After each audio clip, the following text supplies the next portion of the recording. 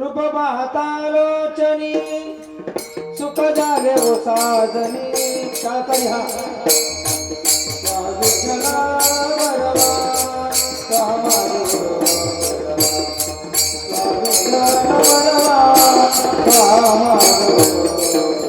रूप पाहता लोचनी सुख झाले ओ साजनी रूप पाहता लोचनी सुख झाले ओ साजनी तू हा विठ्ठल बरवा तू हा माधव बरवा तू हा विठ्ठल बरवा तू हा माधव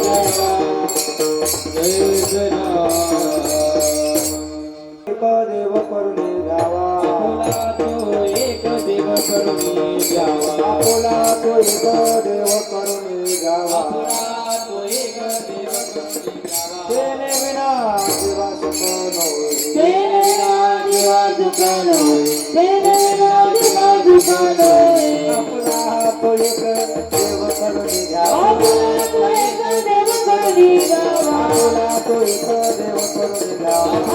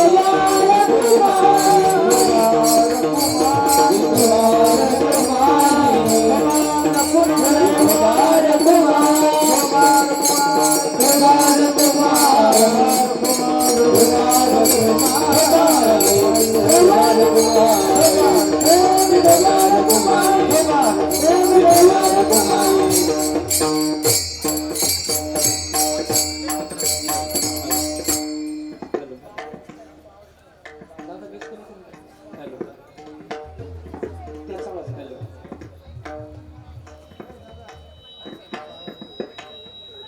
रे रा रा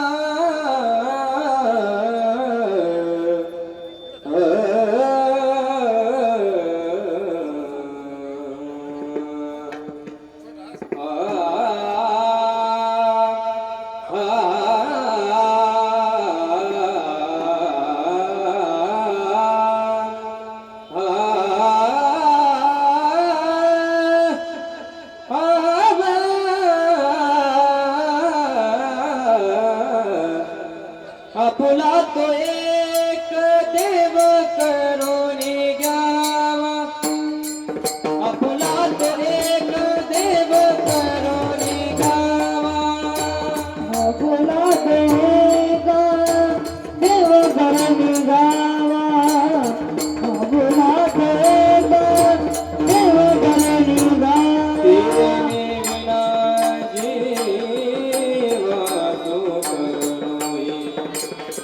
रती माई के दुखाची जनती रती माई के दुखाची जनती रती माई के दुखाची जनती रती माई के दुखाची जनती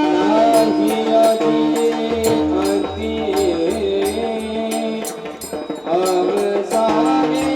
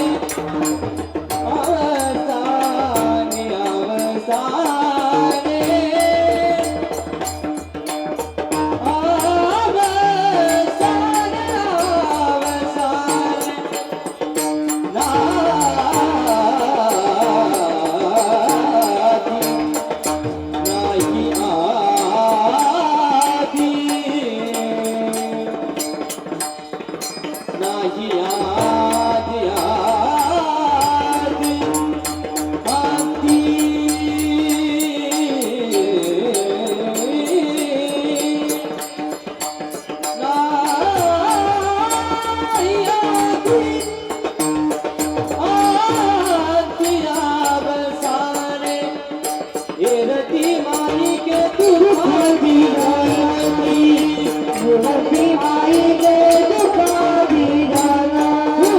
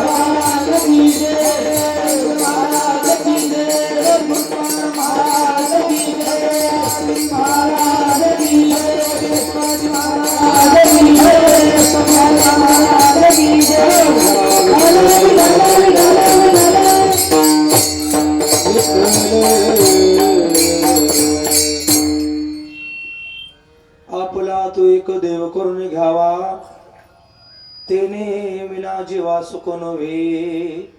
हे रती माईके दुःखाची जनते, नाही आधी अंती अवसाने. अविनाश करी आपुले ऐसे लावी मना पिसे गोविंदाचे. हे रती माईके दुःखाची जनते, नाही आधी अंती अवसाने. तुका म्हणे कमरणाची सरे, उत्तमाची उरे कीर्ती मागे. हे रती माईके दुःखाची जनते, नाही आधी अंती अवसाने. समचरण सरोजम सान्द्रनीलांबुदाभम जगननिहित पाणी मंडनम मंडनानां. तरुण तुलसी माळा कंदरम कंजनेत्रम, सदय धवलासम विठ्ठलम चिंतया. पांडुरंग गौरव, पांडुरंग गौरव मन मन पांडुरंग गौरव मन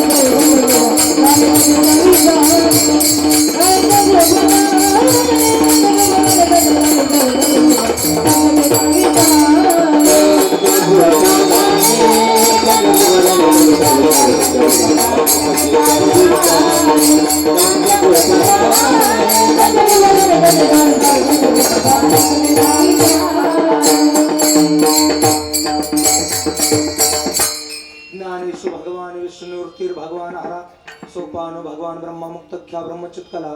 जयाची केली स्मरण होय सकळ विद्येचे अधिकरण. तेच वंदो श्री चरण श्री गुरुचे नमस्कार न्याता. ओम नमो ज्ञानेश्वरा करुणा करा दयाळा. तुमचा अनुग्रह लादलो पावन झालो चराचरी. सेवेलागी सेवक झालो, सेवेलागी सेवक झालो. तुमचा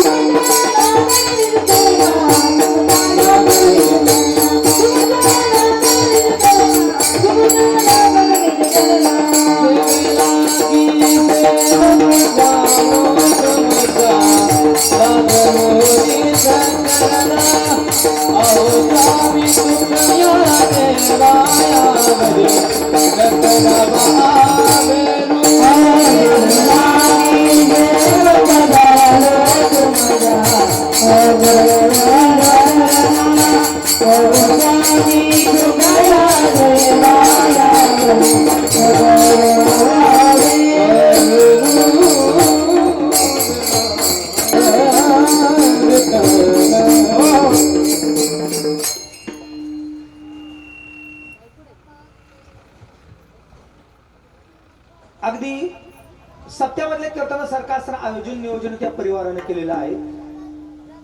ठीक आहे, आपण सर्व या ठिकाणी आलात. तुम्हा सर्वांच्याही चरणावरती साष्टांग प्रणिपात करतो आणि आपल्या सेवेकडे वळतो. विठ्ठला विठ्ठला विठ्ठला.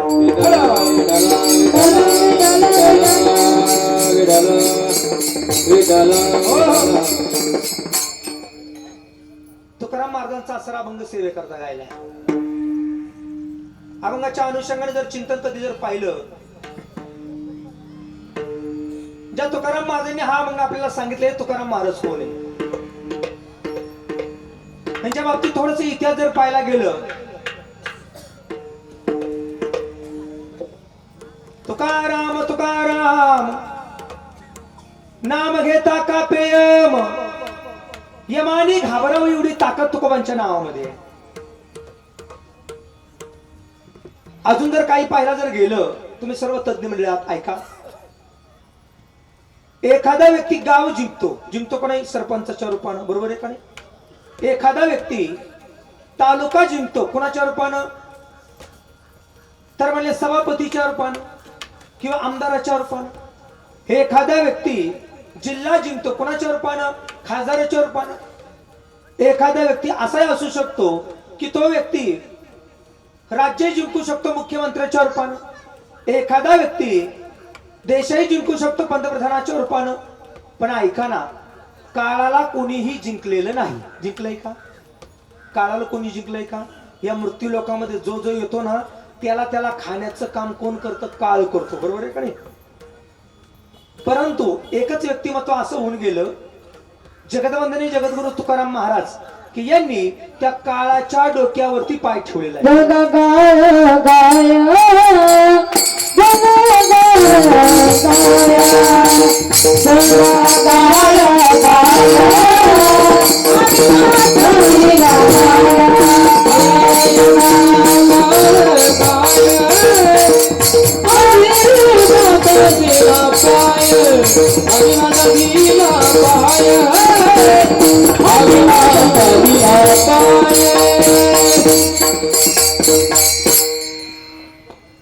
जगा काळ खाय आम्ही माथा दिला पाय. त्या काळाच्या माथ्यावरतीच म्हटले पाय ठेवला. ही ताकद म्हटले कुणाची आहे? जगदवंदनी जगद्गुरु तुकाराम महाराजांची. आणि त्या महाराजांचा असारा 4 चरणाचा अभंग सेवे करता गायलाय. जरा बारकं नाही का?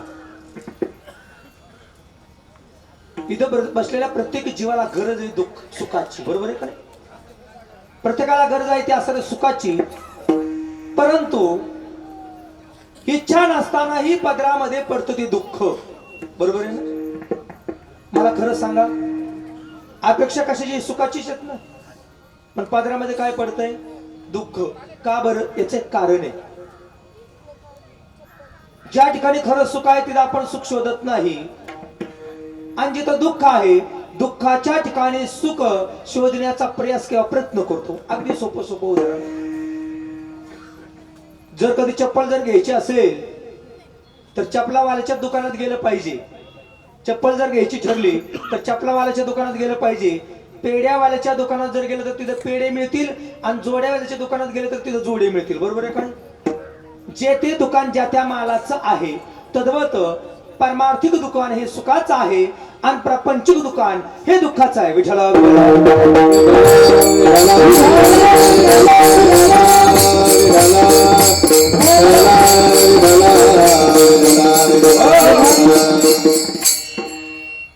संसाराच्या अनुषंगाने तुम्ही कितीही प्रयास जरी केला तरी सुख मिळू शकत नाही. गाथ्यामध्ये प्रमाण आहे, तुकोबांचे प्रमाण आहेत, ज्ञानदेवांचे प्रमाण आहेत. याही पलीकडे जर बोलायला गेलं, काकड्यातलेही काही काही सुंदर असते. संसार दुःख मूळ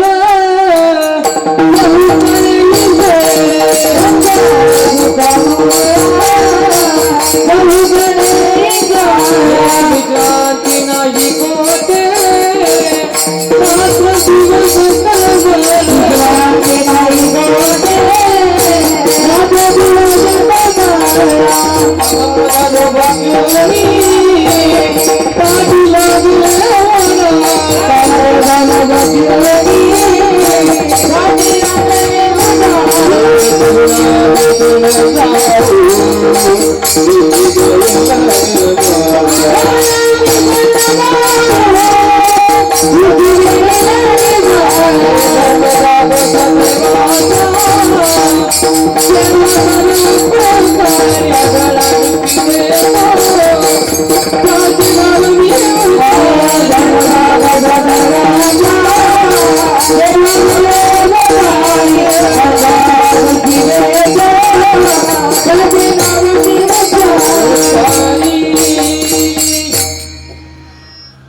संसार दुःख मुळ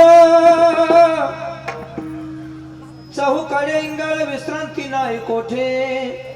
रात्रंदिवस तळमळ काम क्रोध लोभ शुनी पाठी लागले ओढा तो त्याचे नाव मी उच्चारी. संसारामधला कुठलाही जीव जरी असेल त्या प्रत्येकाच्या मागे असं दुःख लागलेले. काय लागलेले? आता कधी कधी काय होतं माहिती का? गाडी मिळाली का लोक म्हणतात सुख मिळालं. सुख नाहीये, ते सुखाभास आहे. कसं असतं जरा बारकं नाही का? एका व्यक्तीच्या मागे वाघ लागला, वाघ, आणि वाघ लागल्यामुळे तो व्यक्ती असा पळत निघाला. पळता पळता पाय सटकला आणि विहिरीमध्ये तो असा सटकत असताना आयरे काका गमत काय झाली, त्याच्या हातामध्ये एक त्या सरळ पिंपळाचं झाड जे उगलेलं होतं ना विहिरीमध्ये, त्या पिंपळाच्या झाडाची फांदी त्याच्या हातामध्ये आहे. ती पिंपळाच्या झाडाची फांदी त्याने हातामध्ये घेतली, पकडली. त्यानं खाली पाहिलं, ज्या विहिरीत पडणार होता भला मोठा नाग होता. वरती पाहिलं वाघ होता. आणि ज्या फांदीला धरून आसरा बसलेला होता, त्या फांदीला आग्या मोळाच्या आसऱ्या माशाचं मोठं आसर कोप होतं. ऐकताय ना? गंमत अशी झाली, त्या माशाने त्याला तोडायला सुरुवात केली. मनात थोडासा विचार केला, खाली जर उडी मारावं, नागाने जर स्पर्श केला तर मरणारच आहे. वरती जर जावं तर वाघ मला खाणार आहे. करायचंय काय? त्या फांदीला धक्का लागता क्षणी त्यातून असं काही मध निसाटलं आणि याच्या जिभेवरती पडलं. जरा बारकं नाही का? मोळाच्या माश्या त्याला चावत होत्या, पण छोटस मध जेव्हा असं जिभेवरती पडलं त्याला आनंद वाटला. कशाचा? कशाचा? ते मध त्याच्या जिभेवरती पडलं, त्यात तो रम्मान झाला. गंमत अशी, आपलंही काही वेगळं नाही बरं का? आपलंही काही वेगळं नाही. सारीकडे जर पाहायला गेलं तर दुःखच आहे. फक्त छोटस मधा इतकं छोटस असं सुख जीवनामध्ये मिळालं तरी माणसं रम्मान किंवा असं सुखी होतात. विठ्ठला विठ्ठला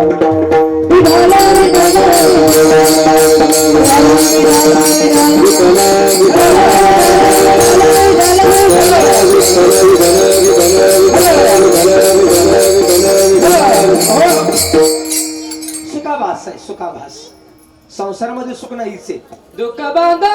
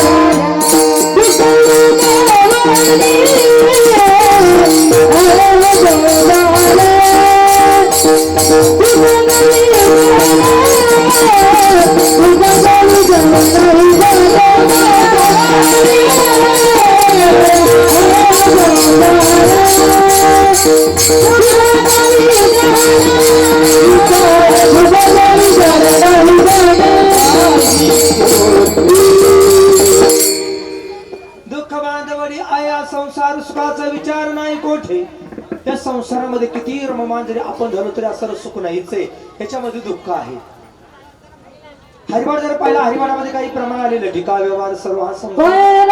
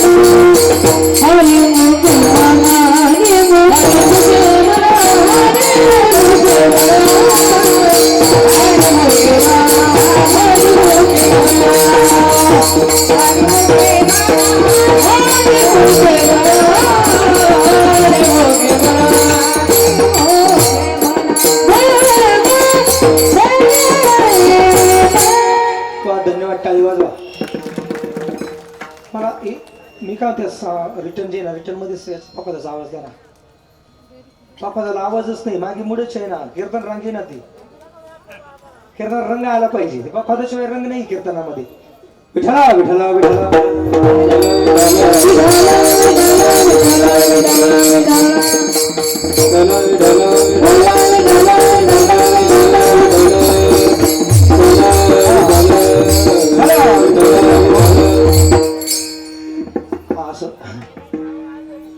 लटिका व्यवहार सर्व हा संसार वायर झाला हरिविन. हरीच्या असल्या नामस्मरणाशिवाय जीवनामध्ये सुख मिळू शकत नाही. एरवी असणाऱ्या जीवनामध्ये असणारं दुःखच आहे. दुःखी असणारा जीव सुखाच्या असणारा म्हणजे शोधामध्ये आहे. थोडं जर पाहायला गेलं तिकडे माझ्याकडे लक्ष द्या. जीवनामध्ये कोणाला दुःख व्हावं असं वाटतच नाही. परंतु एक उदाहरण असं होऊन गेलं. कोणती होती कुंतीने देवाकडे दुःख मागितलं. काय मागितलं? दुःख. असं आहे दुःख जरी मागितलं होतं त्याच्या मागचं कारण एवढं सुंदर होतं. विचारलं होतं अरे बाई म्हटले प्रत्येक जण सुख मागतो आणि तू माझ्याकडे दुःख का मागते? त्याचं उत्तर त्या कुंतीनं दिलं. जेव्हा जेव्हा दुःख येताना म्हटले दुःखामध्ये तुझा आठव येतो आणि आठव आला का तो आमच्या जवळ असतो म्हटले. काय सांगितलं? आणि जवळ असलं की म्हणले असलेलं दुःखही लांब पळून जातं. वासुपाता कुंतीनं दुःख मागितलं होतं पण दुःखातही सुखच मागितलं होतं. विठ्ठला विठ्ठला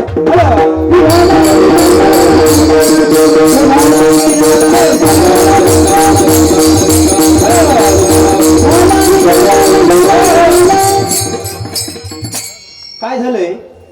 संसाराच्या ठिकाणी किती अतोनात प्रयत्न जरी केला कुठल्याही साधनाचा संसारामध्ये विचार केला तरी दुःखच देतं. ते साधन संसारातलं साधन हे दुःखच देतं.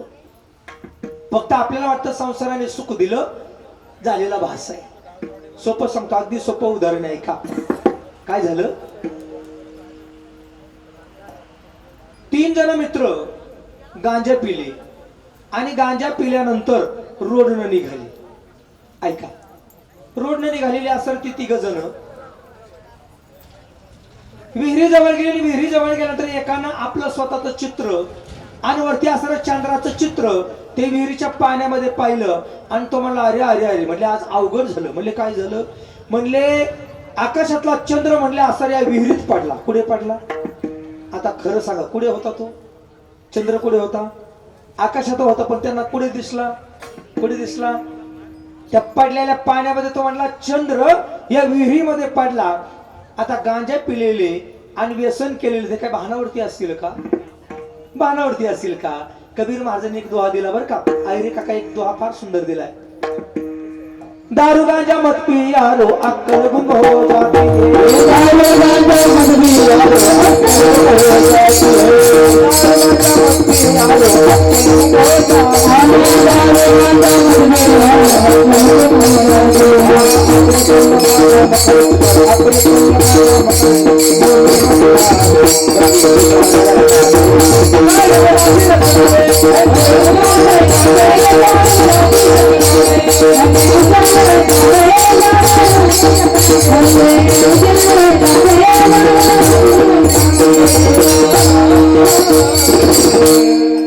राजगिरे काका कबीर महाराजांनी किती सुंदर दोहा दिलाय.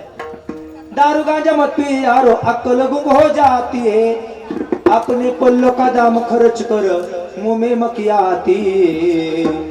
बंदे हुशार रहना बे साहिब राजे रखना बे. अरे मर्द को छोड़ा दिल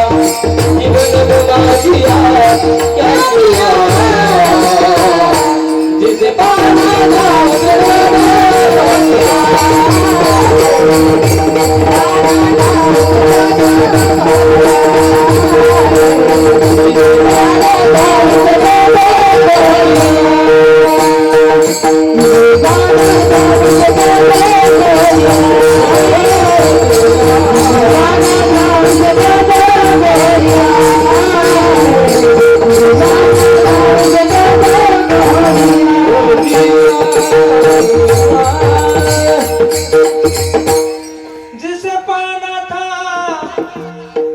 उसको तो खो दिया रे.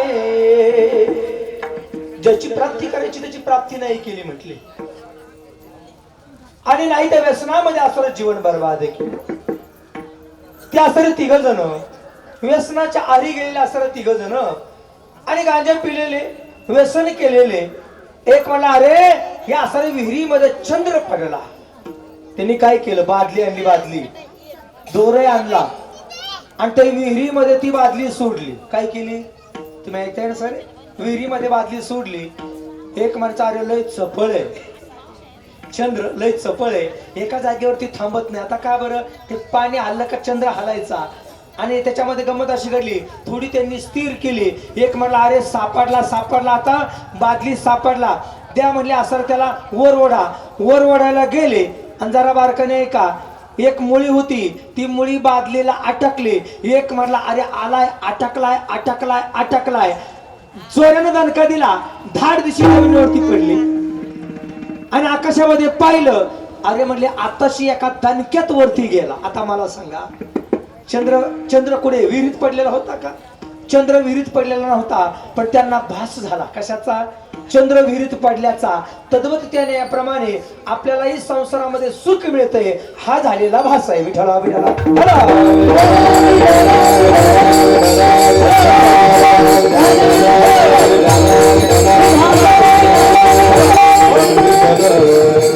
नाही कळणार. सोपा उदाहरण आमचे गुरुवारी सांगायचे बरं का, अरे काका एक उदाहरण फार गोड सांगायचे, एवढं गोड उदाहरण सांगायचे. म्हणजे काय झालं,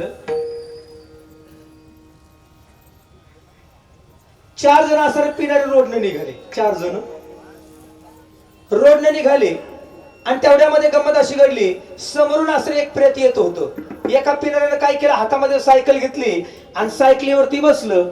सायकल लागलं चालवायला. त्याची गंमत अशी व्हायची, हँडल मारायला गेला का बांडेल निसटायचा, आणि बांडेल मारायला गेला का हँडल निसटायचा. कोणाचा कोणाचा, मी पिणाऱ्यांचं सांगतोय, आपल्याला काय त्यातला अनुभव नाही, पण गुरुवारी पाठात सांगायचे म्हणून ते सांगतोय. त्याची गंमत अशी घडली, समोरून येत होतं प्रेत. आलेलं प्रेत त्याला काही कळलंच नाही, फुल पिलेलं ते बरं का. आणि जसं ते निघालं, 4 जणांनी प्रेत उचलून घेतलेलं होतं. यानं अशी सायकल घेतली, त्या चौघांच्या मधून प्रेत पडले एका साईडला, ती 4 माणसं पडली एका साईडला. एक कुठला काना मग ठेवून दिली. म्हणले मूर्खा, तुला काय अक्कल आहे का? म्हटले गावात माणूस मेलाय आणि तू पितोय आणि ते धडक देतोय, तुला काही कळतं काय? तो म्हणला अरे चुप बसा. म्हटले जो खाली पडला तो बोलत नाही, तुमचा काय संबंध आहे? म्हटले आता मला खरं सांगा, खाली पडलेला तो जिवंत आहे का? जिवंत आहे का? तो जिवंत नाहीये, त्याचा मृत्यू झालाय. पण त्याचा भास काय, पिलेल्या माणसाला काय वाटतं, तोही जिवंत आहे. त्याचा जसा भास झालाय ना, त्याचा संसाराच्या बाबतीत आपल्याला झालेला भास आहे. संसारामध्ये सुख आहे, सुख नाहीच आहे, संसारामध्ये दुःख आहे. विठ्ठला विठ्ठला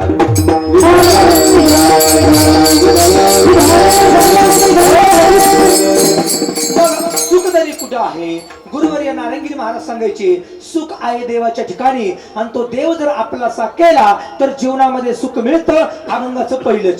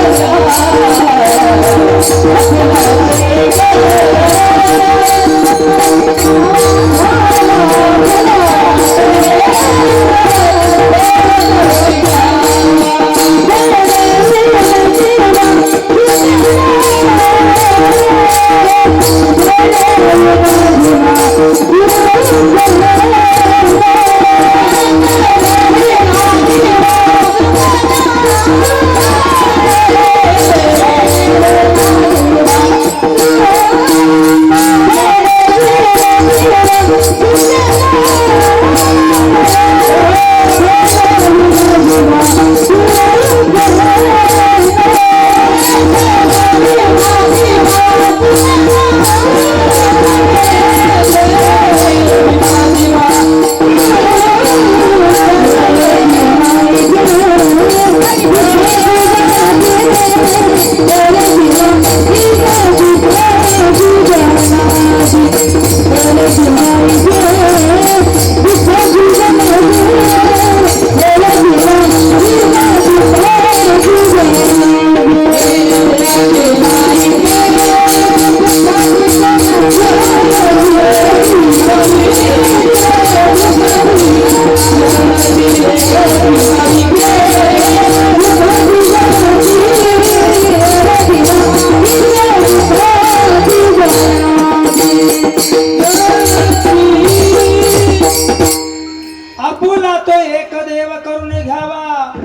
तेने विना जीवा सुख नव्हे.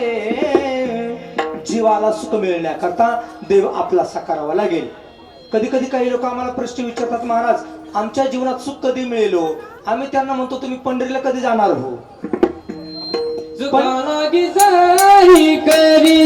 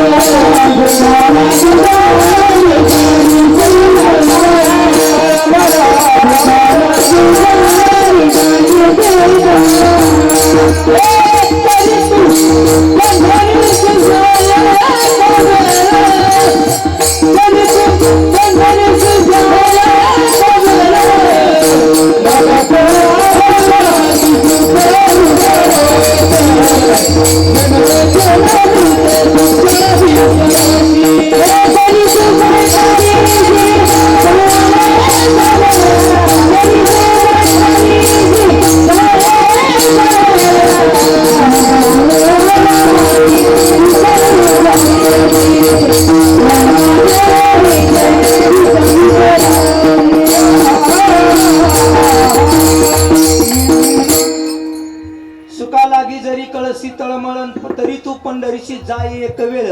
एकदा जर म्हटले तू पंढरीला गेला का म्हटले जीवनामध्ये सुख आहे. आणि थोडं बोलू का मी जरा बारका नाही का नेटरे काका, गमत अशी माहिती का, सुख ही मनाची वृत्ती आहे. कशाची? मनाने जर ठरवलं सुख आहे तर त्या गोष्टीमध्ये सुख आहे. आणि मनाने ठरवलं किती मिळालं तरी दुःखच आहे तर ते दुःखच मानतं. साधी साधी गंमत आहे का नाही? ऐका जरा बारकाई नाही का. तुकोबांकडे काहीच नव्हतं तरी सुख मानलं त्यांनी. काय होतं का? खायची पंचायत होती तुकोबांची. एवढंच नाही, एकुलता एक मुलगा आजारामध्ये गेला, बायको सुद्धा गेली, तरी काय म्हणले, हे देवा सारं जे होते तुझ्यामुळं तरी मी आनंदी आहे. तरी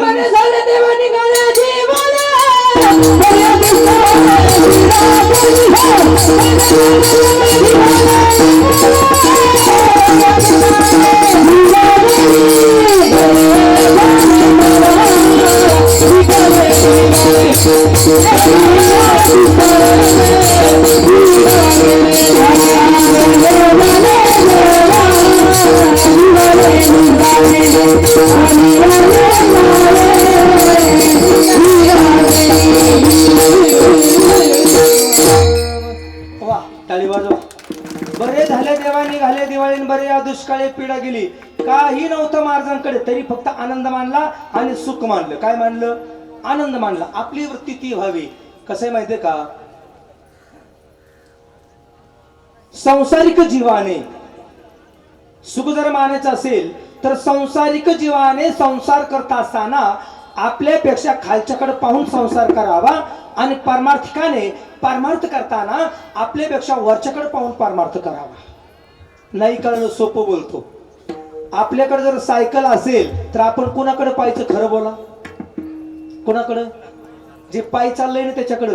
दुःखच होणार नाही. उलट्या मनामध्ये एवढी येईल, आई रे काका काय काही काय असे ना पण त्यांच्यापेक्षा आपलं बरं आहे, आपण सायकलीवरती तरी आहे का नाही? काय होईल जीवनामध्ये? सुख वाटेल. अजून थोडं बोलतो. एखाद्या माऊलीच्या गळ्यामध्ये किती एक तोळा जर असेल तिला कोणाकडे पाहायचं? कोणाकडे पाहायचं? द्वारकेला गेल्यानंतर त्या आसरा चौक म्हणजे ज्याच्या तो चौक आहे, चौकाच्या ठिकाणी एक एक रुपयाचं भीक जी माऊली मागते ना, जिच्या गळ्यामध्ये फुटका म्हणे नाही ना, गाडीमध्ये बसलेल्या महिलेनं एक तोळा गाळ्यामध्ये असलेल्या महिलेनं तिच्याकडे पाहायचं आणि मनामध्ये एवढं आणायचं, काही का असेना पण माझ्या पतीने मला एक तोळा घेऊन दिलाय. मनामध्ये समाधान होईल का दुःख होईल? बोला बोला बोला. काय होईल? काय होईल?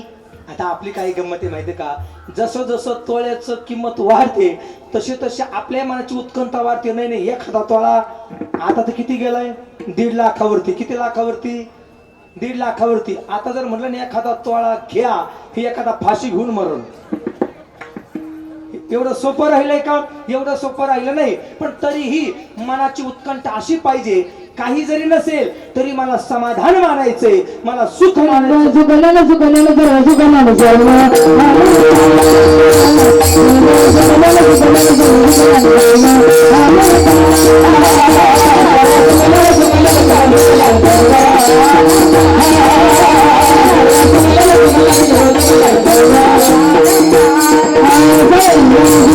Hey,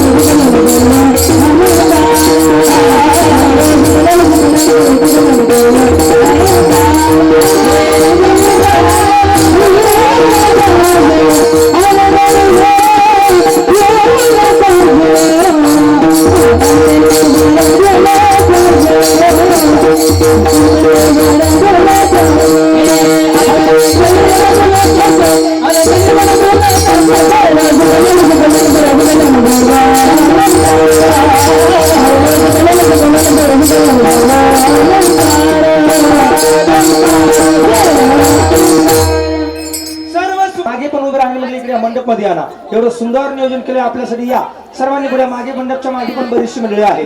इकडे उभे राहणारी मंडळी पण इकडे या. काका इकडे, सर्वांनी इकडे या, सर्वांनी इकडे या. पुढे या, पुढे या, इकडे पुढे या, बसायला पुढे या, पुढे या, या पुढे या, पुढे या. विठला विठला विठला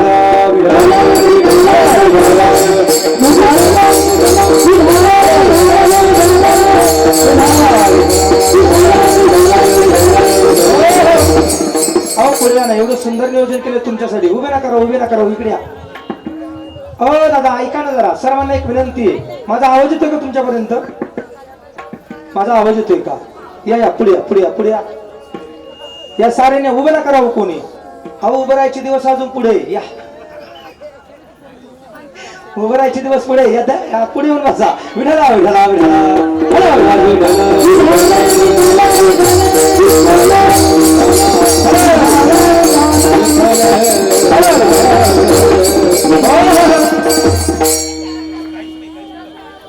सुका लागी जरी कर शीतळमळे तरी तू पंढरीची जा एक वेळ.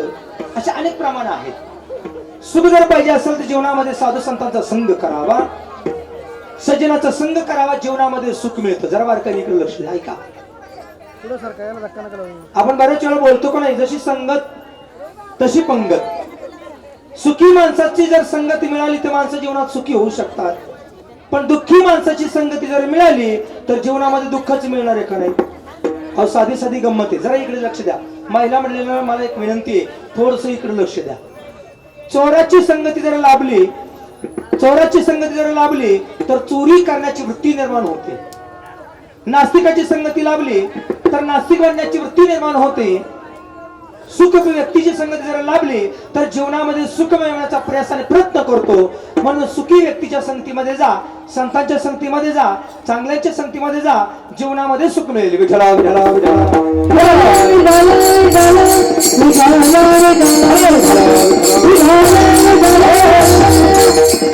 या सृष्टीमध्ये सुखी कोण आहे? ऐका, या सृष्टीमध्ये सुखी दोन आहे. एक संत आणि दुसरा आहे भगवंत. ऐकताय ना?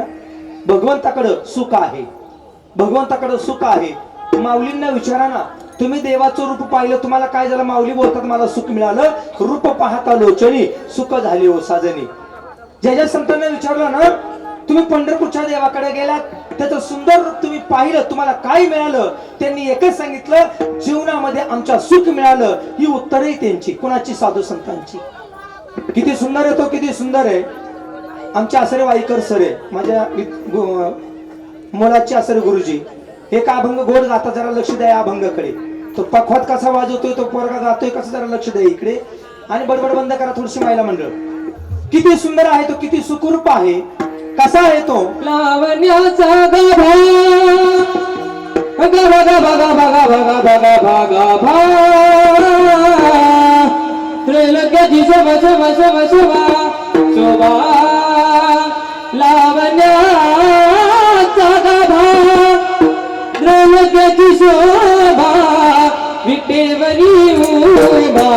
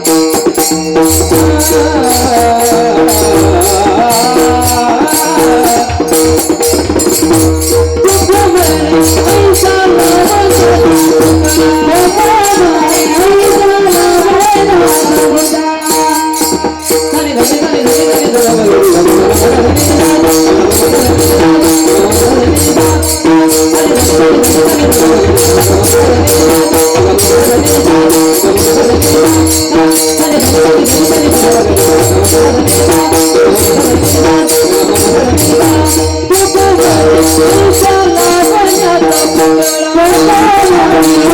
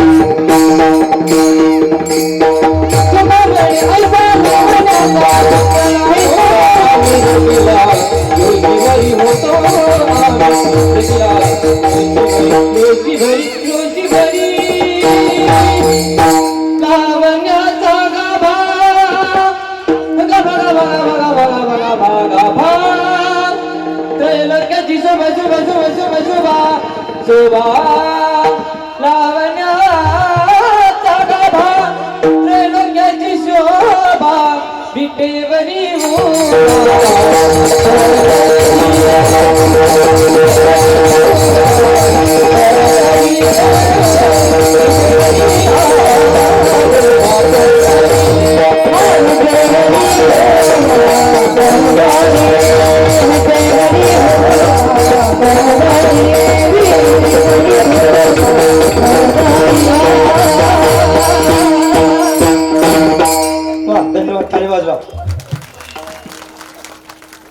काय माहिती का आज व्होल्टेज कमी आहे जरा सिस्टीमला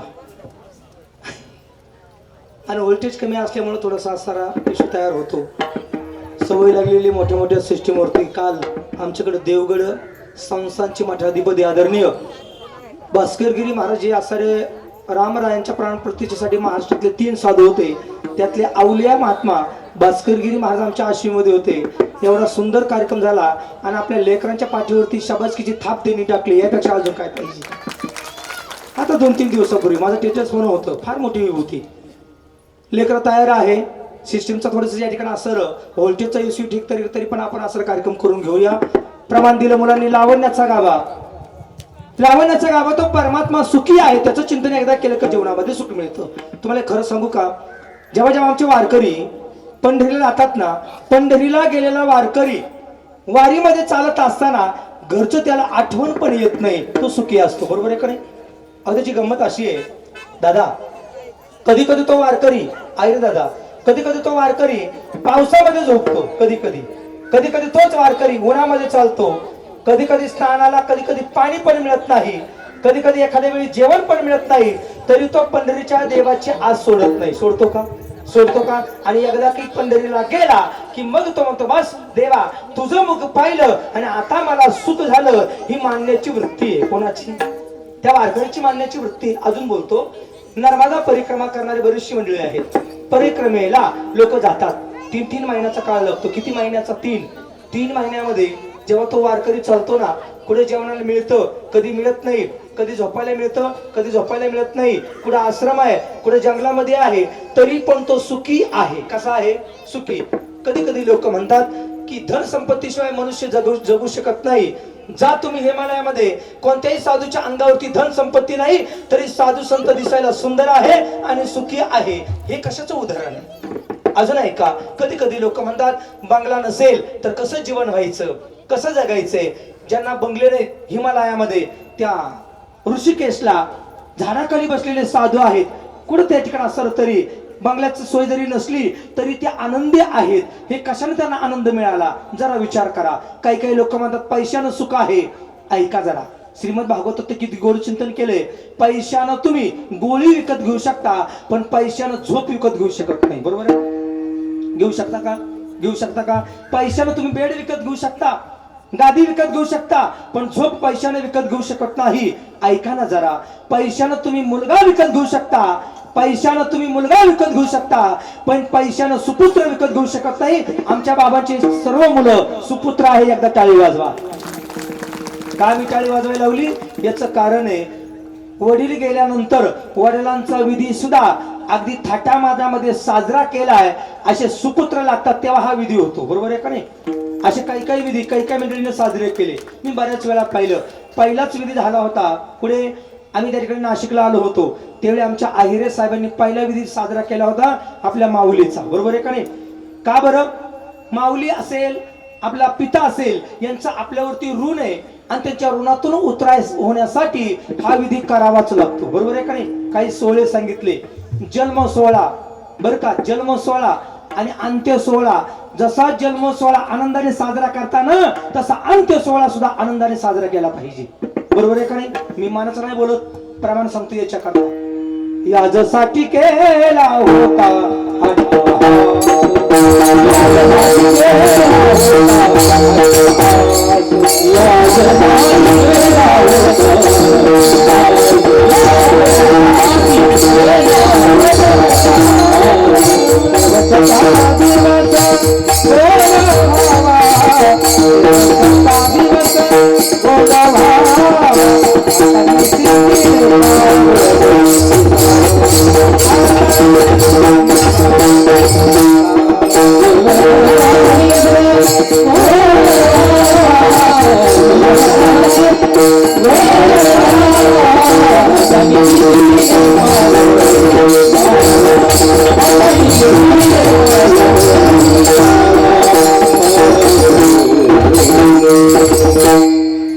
आणि ऐका जरा बारकाने ऐका. आई वडिलांनाही सुख मिळण्याकरता पुत्राने ही विधी करावी लागतात. बरं का? ऐकताय ना? कोणी पुत्र पुत्र पुत्र या शब्दाचा विग्रह जर केला, पू नामक त्रायती इति नाम पुत्र, हा पू नामक नरकातून वाड वडिलांना आई वडिलांना जो तारतो त्याचं नाव आहे पुत्र किंवा सुपुत्र. हे जे मुलं आहेत ना, ही जी असणारी काकांची सर्व असणारी मुलं आहेत ते सुपुत्र आहेत ना, यांच्याकरता एकदा टाळी वाजवा. का टाळी वाजवायचं कारण आहे? अन्नदानही आहे, वस्त्रदानही आहे आणि ज्ञानदानही आहे. विठ्ठला विठ्ठला. आणि गेलेल्या वडिलांकरता पिंडदानही आहे. बरोबर आहे का नाही? काही काही लोक म्हणतात पिंडदान केलंच पाहिजे का? एक बहादर तर त्या दिवशी मला म्हटलं, महाराज आम्ही देवच मानत नाही तर पिंडदान विषयी कुठला? काय मानत नाही? काय मानत नाही? पिंडदान विषयी कसला? विनाकारण का पैसे घालायचे? त्यांना एक सांगितलं, आई वडील जर असे म्हटले असतं तर विनाकारण काय याला जन्माला घालायचं? मग हे जग पाहिलं असतं का? जग पाहिलं असतं का? त्यांनी एवढे मोठे उपकार आपल्यावरती केले, त्यांचे एवढे उपकार आपल्यावरती कोणाचेच नाही, म्हणून तर त्यांचा विधी अगदी थाटामाटामध्ये केला पाहिजे. विठ्ठला विठ्ठला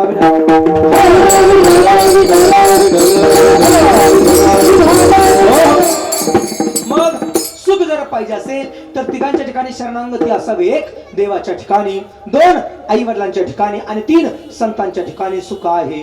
संतांच्या ठिकाणी सुख नाही का? बारकं नाही का? तसं पाहायला गेलं वैकुंठामध्ये सुख नाहीये, ते मृत्यू लोकामध्ये आहे. म्हणून तर साधू संतांच्या ठिकाणी जगाचा मालक आला आणि ते सुख मिळवण्याचा प्रयास केला. हे गोड प्रमाणे बरं का? ज्या सुखा कारणे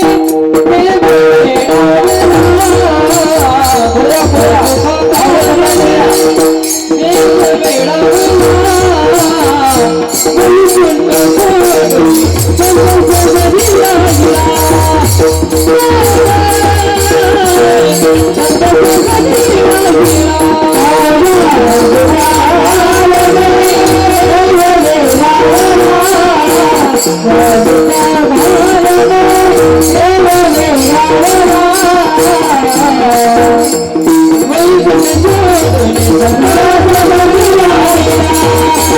you.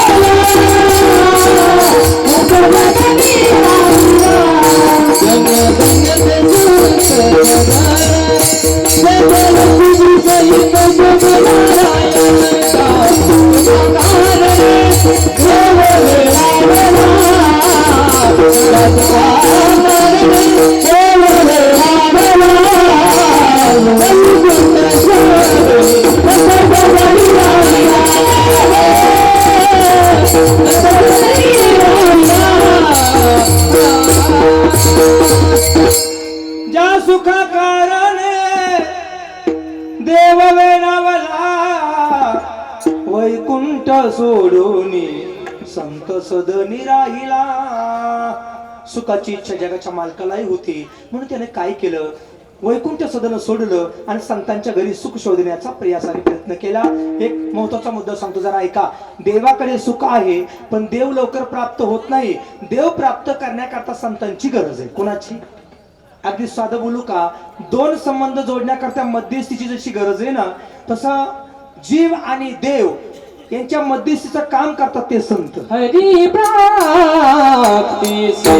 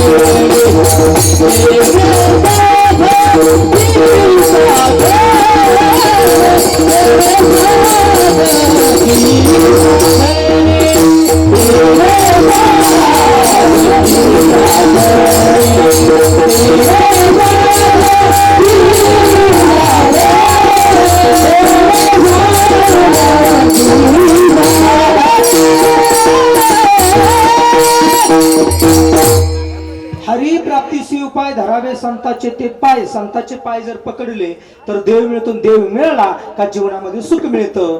संसाराच्या ठिकाणी दुःख आहे, संसाराचा स्वभावच दुःखाचा आहे आणि परमार्थाचा असा स्वभाव आहे सुख द्या, फलश्रुती सुख देणारी आहे. म्हणून शक्यतो परमार्थाच्या मार्गावरती लागा, परमार्थाच्या मार्गाने चला, जीवनामध्ये सुख मिळतं. ज्याचा स्वभावाचे दुःख देणं तो सुख देईल का? सुख देऊ शकत नाही. जरा बारका नाही का, खाऱ्या पाण्याची विहीर ती गोड होऊ शकत नाही. ऐकताय ना, खाऱ्या पाण्याची विहीर ती गोड होऊ शकत नाही. आता काहींचा स्वभाव असतो, हा ऐका जरा बारकाईनं, संसाराचा स्वभाव आहे दुःख देणं. नाही कळलं, सोपं उदाहरण. एका व्यक्तीला तीन मुली, एक होती गँगानी, एक होती तुतानी, एक होती बोबडी. किती होत्या? 3 मुली. आता तिघींचा स्वभाव असा, पाहुणे आले रे आले का तिघी पुढे जायच्या, पटापटा बोलायच्या. बोलून गेले का पाहुणे काही पसंत करतच नसायचे, पाहुणे निघून जायचे. असं करता करता एक दिवस बाप म्हटला त्या तिघींना, पण तुम्हाला एकदा सांगतो म्हटले, दुसऱ्यांदा सांगणार नाही. आणि आता जर पुन्हा मध्ये मध्ये बोललात ना म्हटले, तुमचं तंगडच तोडून हातामध्ये देईल. त्याच्यामधली एक म्हणली, नाही आता बोलायची, म्हणे बोलूच नको. कारण एक गँगानी, एक कशी तुतानी, एक कशी बोबडी. गमत अशी घडली, लांबचे पाहुणे आले, पाहुणे जेवायला बसले, पोरी काय बोले ना, पण त्यातला एक पाहुणा हुशार होता ना. ऐका, संबंध जमायला जाणारा पाहुणा हुशारच असावा. त्याला कळलं पाहिजे. काय कळलं पाहिजे?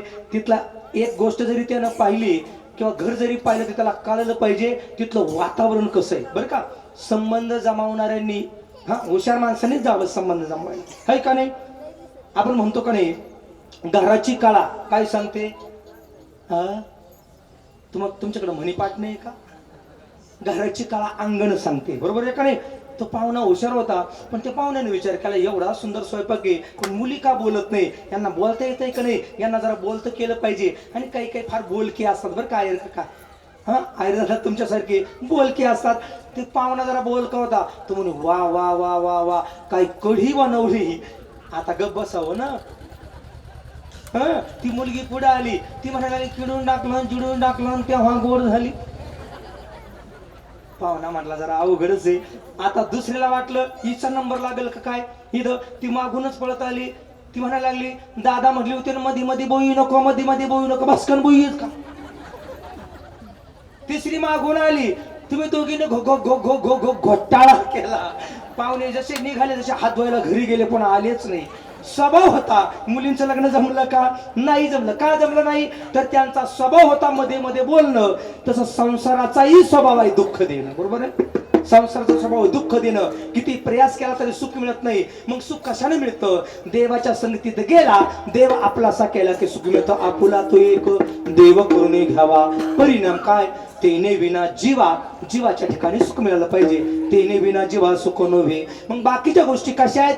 तर म्हटले माई काय? अभंगाचं दुसरं चरण. रती माई ग दुःखाची जनती, रती माई ग दुःखाची जनती, रती माई ग दुःखाची जनती, रती माई ग दुःखाची जनती,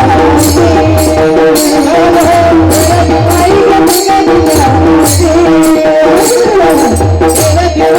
रती माई ग, रती माई ग दुःखाची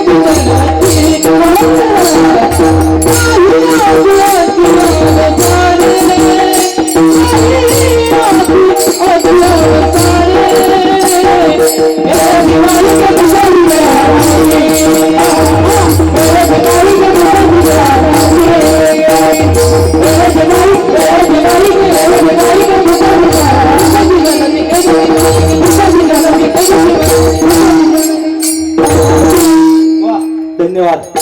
एरती माई के दुःखाची जनती नारी आधी अंत्य अवसानी. बाकीचं जे असते ना सर्व असणारं दुःख स्वरूप आहे, दुःखाला जन्माला घालणारे आहे. एरती माई के दुःखाची जनती, जनती म्हणजे जन्माला घालणारे. ऐका जरा, जन्यजनक भाव हा संसाराच्या ठिकाणी आहे. आणि तो काय करतो?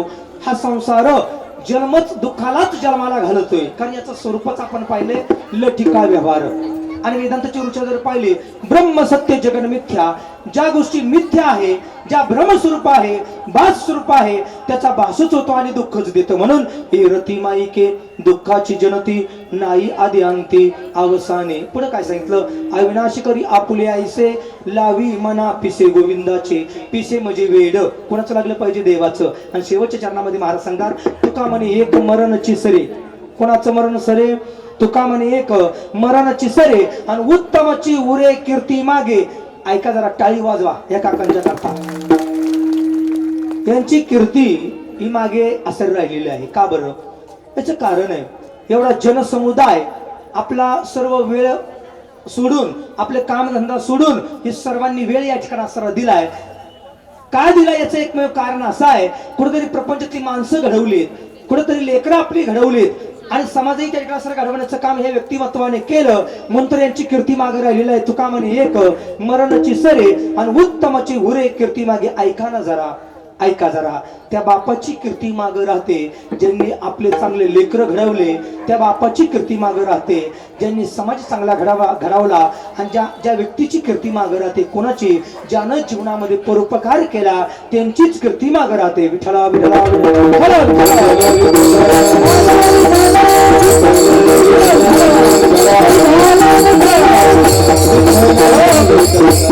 ऐका, या सृष्टीमध्ये तिघांची कीर्ती आहे. एक देवाची, दोन संतांची आणि तिसरी माता पित्यांची. बरोबर आहे का नाही? एक साधं गंमत बोलून जाईल तुमच्या पुढे, एक प्रसंग सांगून जाईल. संगतीमध्ये संतांच्या गेला, त्याची कीर्ती मागे राहिली. 4 पायाचा रेडा असताना पण त्याच्याकरता मंदिर झालं. झालं का नाही? झालं का नाही? कोण होता तो रेडा? कुठला? पैठणचा. आणि कोणाच्या संगतीमध्ये गेला? माऊलींच्या संगतीमध्ये गेला. त्याची कीर्ती आजही दरवळते. आयरे दादा, जर कधी तुम्ही आळ नावाच्या गावाला जर गेलात, त्या आळ नावाच्या गावाला त्या रेड्याची समाधी आहे बरं का. कोणाची? कशामुळं कीर्ती मागे राहिली? चांगल्या माणसाच्या संगतीमध्ये गेला, चांगल्या गोष्टी केल्या, परिणाम काय झाला? त्याची कीर्ती मागे राहिली. पुन्हा ऐका, खांब असतो, खांब टेकून बसण्याकरता. खांबाची कीर्ती मागे राहत नाही. परंतु ज्ञानदेवाच्या संगतीत गेलेला खांब, नेवाशाला त्या खांबा करता मंदिर झालं. नाहीतर खांब असतात देवा करता, ही त्यांची कीर्ती मागे राहिलेली. कोणाची? त्या खांबाची कीर्ती मागे राहिली. पुन्हा ऐका, छत्रपती शिवरायांच्या बरोबर वाघ्या नावाच्या कुत्र्यानं उडी मारली चितेमध्ये. बरोबर आहे का नाही? तो कुत्रा जेव्हा गेला, आजही रायगडावरती त्या कुत्र्याची समाधी आहे. त्याची कीर्ती मागे राहिली. माणसाची कीर्ती मागे राहणार नाही का? राहणार नाही का? चांगलं जर वागलं तर कीर्ती मागे राहते. 2 पद्धतीची कीर्ती, एक सुकीर्ती आणि दुसरी कुकीर्ती. कुकीर्ती म्हणजे वाईट आणि सुकीर्ती म्हणजे चांगली. 2 वेळा नाव निघतं. चोरी केली तरी नाव निघतं आणि चांगलं काम केलं तरी नाव निघतं. फक्त फरक एवढा आहे, कोणाचा रे हा? असंही नाव निघतं का नाही आई बापाचं? आणि एखाद्यानं गायन केलं असंही नाव निघतं का हो? हा मुलगा कोणाचा असंही नाव निघतं. मग आता कोणत्या अनुषंगाने आपलं नाव काढायचं जनतेनं पहा. आपली कीर्तीचा सुगंध मागे दरबारला पाहिजे, कीर्ती मागे राहिलीच पाहिजे. ऐका ना, जनावरांची कीर्ती मागे आहे. संगतीत आला कोणाच्या देवाच्या, परिणाम काय झाला? मृत्यूचा काळ जवळ आला होता. श्रीराम जय जय राम, श्रीराम जय जय राम, श्रीराम जय जय राम, श्रीराम जय जय राम. मृत्यूचा काळ जवळ आला आणि रामराया जवळ आले. त्याला उचलून मांडीवरती घेतलं. का रे बाबा तुला काय पाहिजे? म्हणले काही नाही, एकच पाहिजे. काय पाहिजे?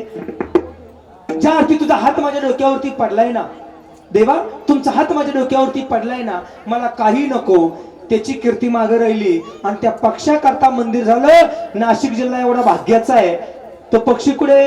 टाकेद नावाचं गाव आणि जटायू नावाचा पक्षी, बरोबर आहे ना? त्या जटायू करता मांडी मिळाली. कोणाची? कोणाची? माणसांची नाही, जगाच्या मालकाची.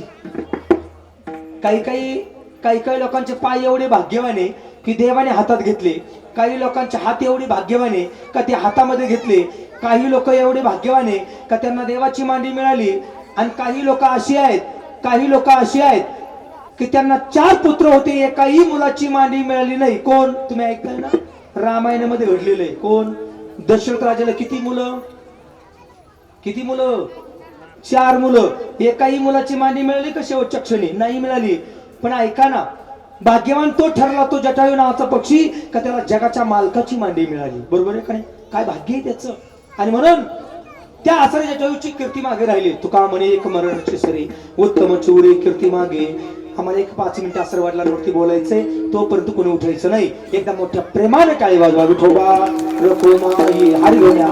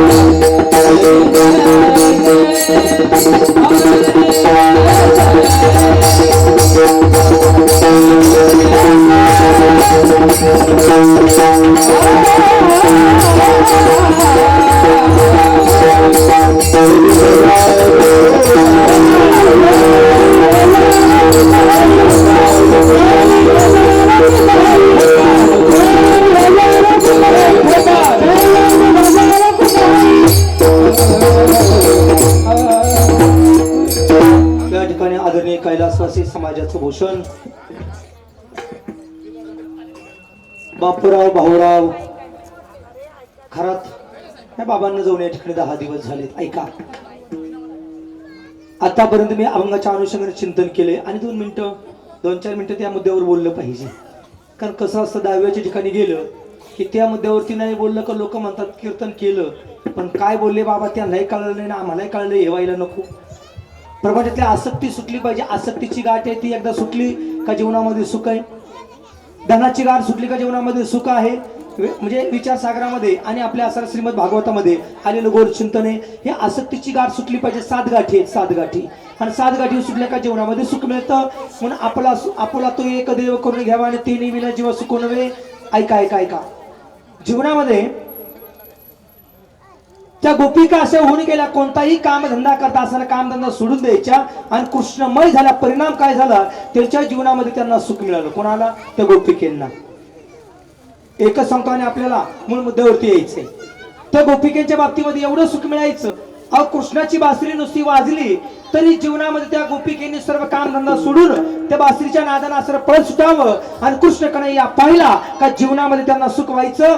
मी मानामानाचं बोलत नाही, या करता एक असं गोड गवलं नाही. मैं तो सुध बुध खोई तेरे प्यार में, मैं तो सुध बुध खोई तेरे प्यार में, भूल गई संसार में,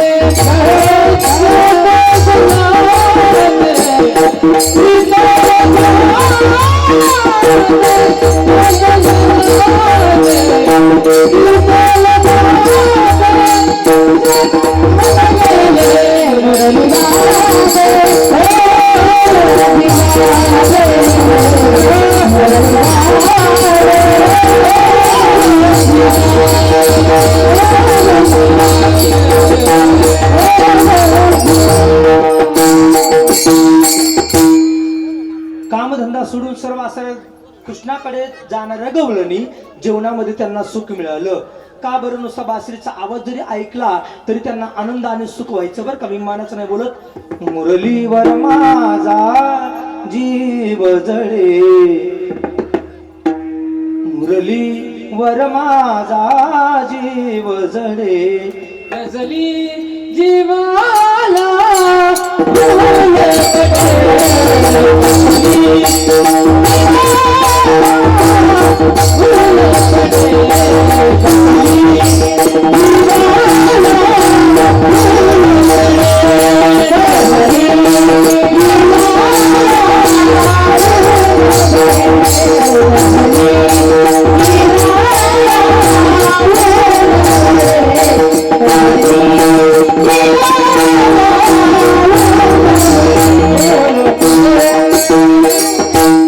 त्या गवळणी सुखी झाल्या, आपणही सुखी होऊ शकतो याकरता देव आपला साकारा. या ठिकाणी असं आदरणीय कैलास असे जे बापूराव काकाजी असं गेले त्यांच्या चरणावरती सेवा समर्पित करता असं एकच शब्द बोलून तो जीवनामध्ये आई वडिलांची सेवा. कुणाची? आतापर्यंत जे ऐकले ते डोक्यातच ठेवा. एक बोलू, पंढरपूरला विठुराया आला. का आला? आपण फक्त एवढं ऐकलंय. पुंडलिकानं आई वडिलांना उचकून दिले एवढं आपण ऐकले. कुणी? पुंडलिकाने आई वडिलांना उचकून दिले एवढं ऐकलंय. पण त्या पुढला आपण हे ऐकलं नाही. बायकोनं सांगितलं आता आई वडिलांना घेऊन या, ते आपण ऐकलं नाही. आणि बायकोनं सांगितल्यानंतर आई वडिलांना घेऊन आल्यानंतर त्या पुंडलिकानं सेवा केली. जगाचा मालक 28 युगापर्यंत उभा केला. हे ऐक, बरोबर आहे का नाही? किती युगे? 28 विठ्ठलवर उभा. का बरं? कशा करता या ठिकाणी सेवा करायची आई वडिलांची? जरा बारकं नाही का? आई वडील हे जीवनामध्ये इतके मोठे आहेत. मला वाटतं एक आमची गुरुवारी कधी कधी पाठात म्हणायचे, जर तुम्हाला विठुराया जर नाही भेटला, कुठं पंढरपूरला विठुराया जर नाही भेटला तर हे करायचं, घरी गेल्यानंतर बापाचं दर्शन घ्या, तो विठुरायाच आहे. कोण आहे? विठुराया. आणि म्हणले रुक्मिणी माता जर नाही भेटली तर म्हणले आईचं दर्शन घ्या. कोणाचं? आईचं. तिचं जर दर्शन घेतलं तर मला वाटतं रुक्मिणी मातेचं दर्शन घेतल्याचं पुण्य त्या ठिकाणी असं लाभतं. ज्ञानदेवांची गोड उभी सकल तीर्थांची दुरे, जे का माता पितरे तया सेवी शिखर शिरलोणी कीजे. विनंती करून सांगतो ऐका, काशीला तुम्ही जाता गेलंच पाहिजे, वृंदावनाला जाता गेलंच पाहिजे, हरिद्वारला जाता गेलंच पाहिजे. पण घरातले आई वडील हे देव आहेत हे विसरून चालणार नाही. ऐकताय ना जरा? कोण? घरातले आई वडील. तुका म्हणे माय बापे आणि अवघी देवाचीच स्वरूप आहे. कसं होतं माहितीये का? कधी कधी आपण तीर्थयात्रा करतो पण आई वडिलांना विसरून जातो. तेही काही कामाचं नाही. जरा बारकं नाही का? वाड वडिलांनी तुमच्या आमच्या करता काय केलं, आणि काही मुलं सुद्धा असे होऊन गेले की वाड वडिलांकरता त्यांनी काय केलं ते उदाहरण जर पाहायला ठरलं तर श्रीमद भागवतामध्ये एक पात्र असं झालं आहे रे काका. भीष्माचार्य बापा करता आजन्म ब्रह्मचारी राहिले. बरोबर आहे का नाही? कोण? कोण? भीष्माचार्य. त्यांचे वडील कोण? शंतनू नावाचा राजा. आता हा शंतनू नावाचा राजा जंगलामध्ये एक दिवस फिरत गेला आणि फिरत असताना एका मुलीवरती त्याची नजर गेली. त्याला वाटलं हिच्याशी आपण विवाह केला पाहिजे. ती म्हणजे तुमचं वय काय, माझं वय काय? त्या शंतनूचं वय होता 80. ऐकताय ना तुम्ही? 80 वयाचा तो, आणि तो म्हणला माझं लग्न तुझ्याशी झालं पाहिजे. मुलीचं वय होतं 16 वर्ष.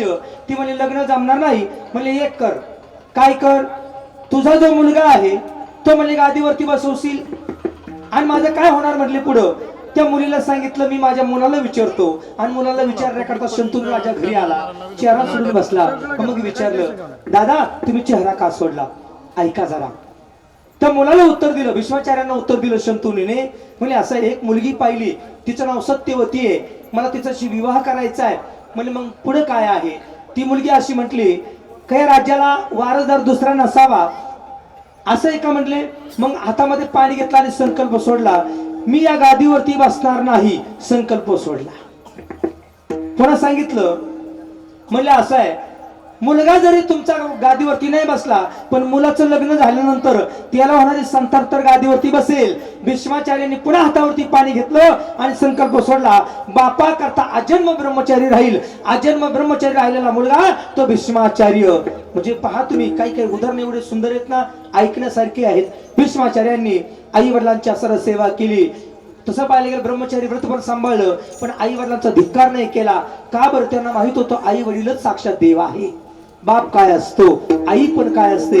ऐका जरा, गाडी असेल ना, गाडी घेतली ना, ती जर मोडली तर नवी घेऊ शकता. पण जगामध्ये आई वडील गेले, कोणत्या बाजारात मिळतात सांगा तरी मला, कोणत्या बाजारात मिळतात. तुला मिळेल बंगला गाडी, शेतीवाडी मोटार गाडी, आई बाप मिळणार नाही, ही जाण राहू दे थोडी. जाण राहिली पाहिजे. बापाच्या बाबतीमध्ये बोललं तेवढं कमीच. बाप काय असतो जरा ऐका. आयुष्यभराच्या शिदोरीची काळजी करणारा बाप असतो आणि रोजच्या शिदोरीची काळजी करणारी आई असते. जरा पुन्हा ऐका, कान उघडे ठेवून ऐका, मनामानाचं नाही बोलत मी. बाप जर बापाला जर कधी मुलगा म्हटला, बाबा अहो एक करा ना, तुमची अख्खी इस्टेट माझ्या नावावरती करून द्या, एक क्षणही मागे पुढे न पाहता मुलाच्या खात्यावरती अख्खी इस्टेट करून देणारा बाप आहे. ऐका ना, त्यागाची भूमिका आणि वैराग्याची भूमिका तुकोबारायांनंतर कोणाची, तर म्हणले बापाची. कोणाची? तुकोबारायांनंतर वैराग्यवान कोण, तर बाप. सर्वस्वचा त्याग करणारा बाप असतो. पुन्हा ऐका जरा, मनाच नाही बोलत मी. जर कधी मुलाचे कपडे फाटले ना, मुलाचे कपडे फाटले आणि स्वतःचे कपडे जर फाटले, स्वतः करता त्या ठिकाणी कधी तो कपडे घेत नाही. पण लेकराचे फाटलेले कपडे त्याला सहन होत नाही. ते लेकरा करता दिवसानं असं कामाला जातो, रोजाने कामाला जातो आणि लेकरा करता कपडे घेऊन आला की त्या लेकराला देतो. हे शिकवणारा असणारा बाप आहे, हे सांगणारा बाप आहे. बापाच्या बाबतीत किती बोला तरी कमीच आहे.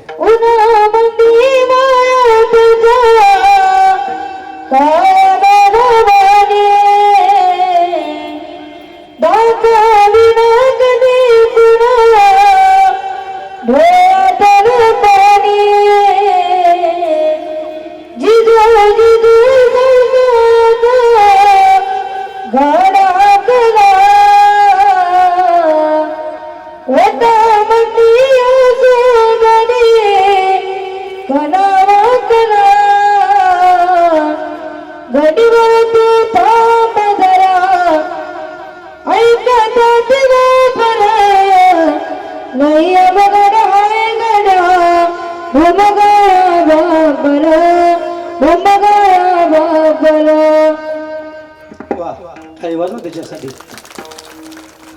लय अवघड आहे गड्या उमगाया बापर.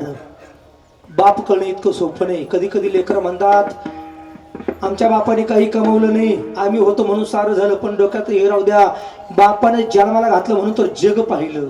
हे सारं बापाचंच आहे. कधी कधी बापाने जर 100 रुपये खिशामधून काढून घेतले ना, तर कधी कधी आमच्याकडे काही काही वेळा आम्ही पाहिले बरं का. आई रे काका, सुनबाई म्हटली तुमच्या बापानं चोरी केली, तुमच्या बापानं चोरी केली. आपण हे विसरून गेलोय, बापानं जमीन आपल्याकरता कमावली आणि जमिनीवरती आपण उड्या मारतोय. त्या जमिनीवरती आपण पैसे कमवतोय, त्याच्याच पैशावरती आपण उड्या मारतोय, हे आपण विसरून गेलोय. बरोबर आहे का नाही? जरा बारका नाही का. बाप काय असतो? बाप तलवार ढाल, बाप पेटती मशाल, बाप जागतो ना तेवा, घर झोपते खुशाल, घर झोपते खुशाल. बाप घराचा तो पाया, आई कळस त्यावर, जेव्हा खचतो न पाया, तेव्हा कोसळते घर, तेव्हा कोसळते घर. बाप साठवितो अश्रू फक्त एका क्षणासाठी, आयुष्यभराचे रडतो लेक जाताना सासरी, लेक जाताना सासरी. अरे कसाही बाप असू द्या, किती श्रीमंत असू द्या, पण ज्या दिवशी लेख नांदायला निघते ना, खांबाला टिकून उभा राहतो. वरून रडत नाही दिसत तो, पण आतून मात्र रडणारा असतो बरं का. कुठून रडतो तो? आतून, हृदयातून रडतो. आणि मग त्या ठिकाणी आलेल्या पाहुण्यांना नमस्कार करतो. आयरे काका वरच्या दृष्टिकोनातून हसताना दिसतो, पण जेव्हा लेख निघून जाते ना, संध्याकाळी काय अवस्था असते? अरे संध्याकाळी तो जेवत नाही. मला तो म्हणतो मला जरा दगदग झाली, झोपतो. डोक्यावरती उशी घेतो आणि उशीमध्ये तोंड खुपसून रडणारा तो बाप असतो. तो कधी दिसलाच नाही, तो कधी दिसलाच नाही. बाप समजून घ्या जरा, बाप काय असतो, बाप काय असतो जरा ऐका. ही तरुण पिढी म्हणते बाप काय असतो. बाप काय असतो? तुमच्या सर्व सुखासाठी सर्वस्वाचा त्याग करणारा बाप असतो. काय असतो? सर्वस्वाचा त्याग करणारा बाप असतो. काय करतो बाप? ऐका ना जरा. जगाचा पायाच बापाने घातलाय, म्हणून तर ज्ञानदेवांचं नाव मोठं आहे. जगाचा पाया बापाने घातला. कोण बाप होऊन गेला? ऐका जरा. विठ्ठलपंत नावाचे वडील होऊन गेले. ज्यावेळी कळालं, धर्मसभेने सांगितलं, तुम्ही लग्न केलं, संन्यास घेतला, पुन्हा सर संसारामध्ये आलात, लेकरं झाली, आणि तुमची जी मुलं म्हणजे संन्याशीची कार्टी. काय शब्द वापरला हो? संन्याशीची कार्टी. डोळ्यातून खळखळ पाणी निघायला लागलं आणि सांगितलं माफ करा, पण माझ्या लेकरांना त्रास देऊ नका. स्वतःच काही वाटलं नाही. जग त्यांना काय म्हणत होतं हे त्यांना काही वाटलं नाही. काही काही तर म्हणजे काळ तोंडे आहेत, धर्म बुडवे आहेत, तरी पण काही वाटलं नाही. पण आपल्या लेकरांना जेव्हा बोलायला लागले, मग बापाच्या डोळ्यातून पाणी निघायला लागलं आणि सांगितलं एक करा ना, माझं जाऊ द्या हो, पण माझ्या लेकरांना तर तुमच्यामध्ये घ्या ना. नाही घेतलं. तुम्ही चूक केली म्हणले, दोष केला, नाही घेऊ शकत. तुम्हाला एकच शिक्षा म्हणले. कोणती शिक्षा? देहांत प्रायश्चित्त. देहांत प्रायश्चित्त म्हणजे आत्महत्येच्यासाठी बाबा. बरोबर आहे ना? देहांत प्रायश्चित्त म्हणजे काय? आत्महत्याचं आहे. देहांत प्रायश्चित्त शिक्षा दिली. संध्याकाळची वेळ आणि जेव्हा सर ताटीमध्ये आले, त्या कुपीमध्ये आले, विचारलं आई साहेबांनी का बरं चेहरा सुकलेला? म्हणले काही नाही, धर्मसभेने शिक्षा दिली. म्हणले कोणती? देहांत प्रायश्चित्त. त्याच वेळेस त्या माऊलीच्या डोळ्यातून खळखळ पाणी निघायला लागलं आणि हृदयामध्ये धस्स झालं. अरे माझे पती जर जिवंत राहत नसतील तर मी जगून काय करू? सांगितलं जेव्हा जिथे तुम्ही तिथे मी, आपण दोघांनी निघायचं. पण वडिलांचं अंतकरण आणि आईचं अंतकरण असतं. ज्ञानदेवाच्या डोक्यावरती माझ्या आसारे विठ्ठलपंतांनी हात फिरवला आणि त्या ठिकाणी आसारे निवृत्तीनाथ जादाय काही काळाने आसारे जागे झाले. सांगितलं, वडिलांनी सांगितलं निवृत्ती, हे निवृत्ती एक लक्षात घे, मला तुझ्यामध्ये दोन गोष्टी पाहिजे आहे. म्हणजे कोणत्या? एक आई आणि दुसरी बाप. काय सांगितलं? काय सांगितलं? मला तुझ्या दोन गोष्टी पाहिजे, एक आई आणि दुसरं बाप. म्हणजे काय? जेव्हा जेव्हा जेव्हा जेव्हा आईची आठवण येईल ना, तेव्हा माईची पुंकर तूच घाल. आणि जेव्हा जेव्हा एखादा प्रसंग येईल त्यावेळी मार्गदर्शन करण्याचं काम बापाप्रमाणे तू कर. या दोन गोष्टी तू करायच्या. खळखळ खळखळ डोळ्यातून पाणी निघालं. निवृत्तीला सांगितलं, निवृत्ती दादा आता इथून पुढे तू दादा आहे. कोणाचा? सर्वांचा दादा आहे. हा शब्द तेव्हापासून पडला बरं का, निवृत्ती दादा. नाथ कधी शब्द पडला? नाथ. गैनीनाथांनी कृपा केली तेव्हा नाथ शब्द लागला, निवृत्तीनाथ. आणि बापांनी सांगितलं तेव्हा शब्द पडला गेला, निवृत्ती दादा. आणि मग त्या निवृत्ती दादाला जेव्हा सांगितलं, ती निवृत्ती दादाही रडायला लागले. आई वडील निघून गेले आणि एक दिवस मांडी भाजायची वेळ आली. मांडी भाजण्याकरता खापर नाही दिलं. माऊली गावात गेले, रिटर्न आले, ताजीचा दरवाजा लावला, रडायला लागले. हे जगाकरता आपण काय केलं पाहिजे? मुक्ताबाईनं उपदेश केला. लहानशा मुक्ताबाईनं, योगी पावन मनाचा सायापराध जनाचा, जागे व्हा म्हटले, जागे व्हा. कुपीचा दरवाजा उघडा. दरवाजा उघडला, पाठ लाल तप्त केली, पाठीवरती मांडे भाजले आणि मांडे भाजून झाल्यानंतर सांगितलं, मुक्ता आता हात ठेवू ना ग. मुक्ताबाईनं हात ठेवला. पाठ शांत करता क्षणी तेवढ्यामध्ये हंबरडा फोडला. कोणी? जगाच्या माऊलीने हंबरडा फोडला. आणि आता विचारलं, दादा आता का रडतोस? मुक्ते तुला सांगू का? म्हणले बोल ना दादा. हे मुक्ते, जेव्हापासून माझी आई आणि जेव्हापासून माझे वडील गेले ना ग, या पाठीवरून प्रेमाचा मुक्ता कधी कोणाचा हातच नाही फिरला ग. आणि जेव्हापासून आई गेली, आई वडिलांचा हात नाही फिरल्यामुळं आज तुझा हात जणू काय माझ्या वडिलाप्रमाणे मला वाटला आणि आज जणू काय तुझा हात माझ्या आईप्रमाणे वाटला. जगाची माऊली रडली, तुम्ही आम्ही कोण आहे? बरोबर आहे का नाही? म्हणून मला सांगायचंय, जीवनामध्ये आई वडिलांची सेवा करा, तिथे सर्व गोष्टी. संपले माझं कीर्तन, पण एक उदाहरण सांगून जाईल. इंदोरकर महाराजांनी आईच्या श्रद्धा करता, मी जवळून उदाहरण पाहिले बरं का. इंदोरकर महाराजांनी आईच्या श्रद्धा करता व्याजानं पैसे काढून श्राद्ध केलं होतं. काय केलं होतं? मी जवळ आहे त्यांच्या, म्हणजे 8 वर्ष मी त्यांच्या संस्थेमध्ये पाकवाद शिकवला आहे विद्यार्थ्यांना. आहिरे काकां त्यांनी सर्वांनी पाहिलं. आईची सेवा अशी केली, काही गेलं तर व्याजानं पैसे काढून आईचं श्राद्ध केलं. आज परिणाम असा आहे त्यांना जीवनात काहीच कमी नाही. आणि 4 भाऊ असताना एकाने पैसा दिला नाही. त्यांची उतरती काळा का? आईचा आशीर्वाद मिळाला, बापाचा आशीर्वाद मिळाला. जगात आज काहीच कमी नाही. त्यांना आम्ही एकदा विचारलं, महाराज तुम्हाला कोणता देव प्रसन्न झाला? महाराज काय म्हटले, मला एकच देव प्रसन्न झाला. कोणता? म्हणजे आई आणि बाप. आई आणि बाप. आई बापामुळे माणसं मोठी झाली. अशा अनेक उदाहरणं पाहायला मिळाली. म्हणून आई वडिलांची सेवा करा. एक बोलू जरा ऐका. घरामध्ये कुत्र जर सांभाळलं ना, त्याला सांभाळायला खर्च जास्त आहे. बरोबर आहे का नाही? त्याला सांभाळायला खर्च जास्त आहे. आई वडील सांभाळायला खर्च नाहीये. कोणा ऐका, कुत्र्याला दूध जर पाजलं तर तो कधी पिसळलं तर ते चावा घेईल. काय करील? चावा घेईल. पण आई वडिलांची जशी असेल तशी जरी सेवा केली ना, तरी कधी ते लेकराला नाराज करत नाही आणि लेकराला नावं ठेवत नाही. एवढा मोठेपणा आई वडिलात आहे. म्हणून या ठिकाणी झालेलं कीर्तन तुम्हा सर्वांच्याही चरणावरती समर्पित करतो आणि याच ठिकाणी सेवेला पूर्ण देतो. शेवटची 1 मिनिटात भैरवी होईल आणि सेवेला पूर्ण राहा. या ठिकाणी ज्यांनी ही सेवा माझ्याकडे सुपूर्द केली, आमचे शांताराम दादा आहिरे, त्यांच्याकडे एकदा टाळी वाजवा. आणि त्यांचा हा सर्व मित्र परिवार, आमचे नेटळे दादा असतील, अजून तुम्ही शिरसाट दादा, आहिरे दादा, जाधव दादा, ही सारी प्रेमाची मंडळी बरं का. तुमच्याकडे आलं का असं वाटतं माहेरात आल्यासारखं. कुठं?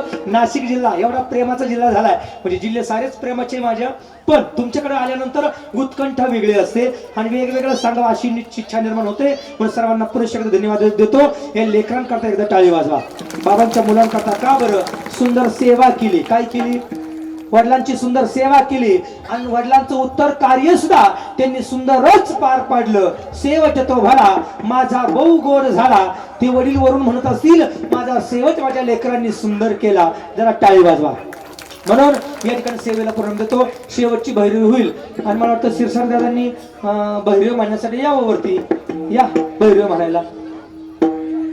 हा या.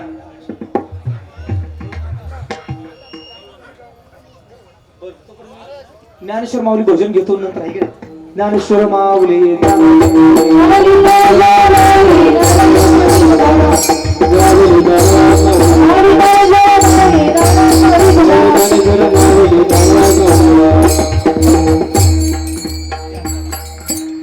पटकन पटकन.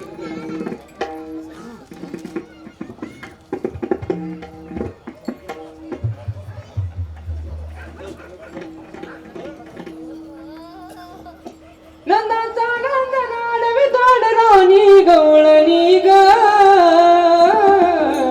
यारीला बाई सांगा ग कोणी ग यारीला बाई सांगा ग कोणी ग यारीला बाई सांगा ग कोणी यारीला बाई सांगा ग कोणी ग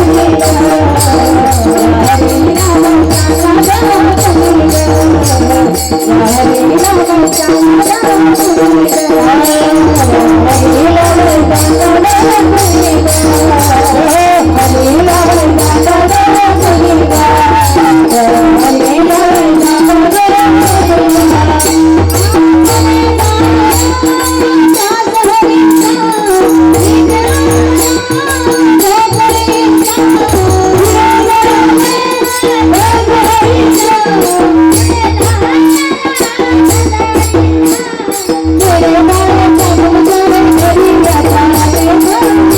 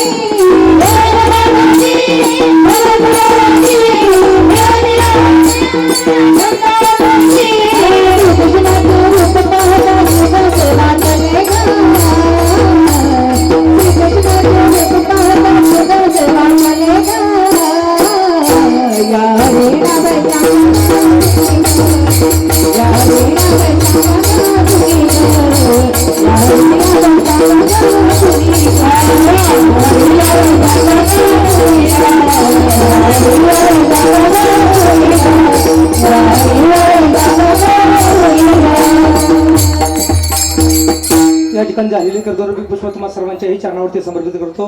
या संस्थेच्या लेकरांकरता एकदा टाळी वाजवा. आपल्या संस्थेमध्ये 70 विद्यार्थी, किती 70 आणि 70 विद्यार्थी रोज संस्थेमध्ये गायन पठण वादन या ठिकाणी करतात. काही ते कीर्तनकार झाले आहिरे काका. कितीही कमीत कमी संस्थेचे 35 मुलं आणि मुली कीर्तनकार झालेले आहे. किती आपले कोणी मुलं असतात तर पाठवा. एवढी इच्छा या ठिकाणी असं व्यक्त करतो. या ठिकाणी आमचे नेटाळे दादा, आमचे काळू नेटाळे दादा यांनी 1000 रुपये या मुलांकरता बक्षीस दिले. एकदा टाळी वाजवा, त्यांच्याकरता टाळी वाजवा. धन्यवाद. या ठिकाणी सर्वांना पुन्हा एकदा धन्यवाद देतो. मृदंग चॅनलला धन्यवाद देतो. आणि या ठिकाणी बोलता बोलता चुकी शब्द गेला असं माझ्या वांचे दोष आहेत. जे काही चांगलं असेल सद्गुरूचा आहे त्याचा अंगीकार करा. वाईट वाटलं त्याचा इधच त्याग करा. श्रद्धांजली झाल्याशिवाय कोणी उठायचं नाही. एकदा साऱ्यांनी वरती हात करा. अगदी सुंदर. त्या काकांना श्रद्धांजली आदरांजली देण्यासाठी वरती हात करा. सर्वांनी भजन म्हणा. अनुरूपी राया माझ्या ज्या विधीसाठी जमलेला आहात ती विधी म्हणजे नांदोडे गावचं भूषण, तसेच खरात कुटुंबियांचं आधारस्तंभ कैलासवासी बापूराव भाऊराव खरात यांना जाऊन आज आपल्यातून 10 दिवस झाले. त्यांच्या बाबतीत सांगायचं झालं, अनेक संघर्षमय जीवन ते या ठिकाणी जगलेत. टांग्याचा शोक असेल, तमाशाचे अनेक फड असतील, शेती असेल, असं सर्व करत असताना अनेक लोकांचे या करत असताना संसार उद्ध्वस्त झाले. पण ही व्यक्ती जिद्दी होती. अतिशय सुसंस्कृत कुटुंब त्यांनी या ठिकाणी घडवलं आणि आज त्याचाच प्रत्यय आपल्या सर्वांच्या समोर आहे. मुलं घडवली, मुलांना संस्कार घडवले. टांग्याचे शौकीन असू द्या, तमाशाचे शौकीन असू द्या, पण वारकरी संप्रदायात सुद्धा त्यांनी त्यांचं नाव व ती जी शिदोरी जे मुलांना शिकवलं ते आज आपण सर्वांनी पाहिलं. म्हणून अशी व्यक्ती पुन्हा होणे नाही. खरात कुटुंबांची ही कधी न भरून निघणारी झीज या ठिकाणी नांदोडी गावाची असेल, खरात कुटुंबाची त्या ठिकाणी झाली. त्यांना आपल्या सर्वांच्या वतीनं भावपूर्ण श्रद्धांजली अर्पण करतो व ईश्वर त्यांना चांगली जागा देव हीच आपल्या सर्व उपस्थितांची त्यांना भावपूर्ण श्रद्धांजली अर्पण करतो. थांबतो. रामकृष्ण हरी.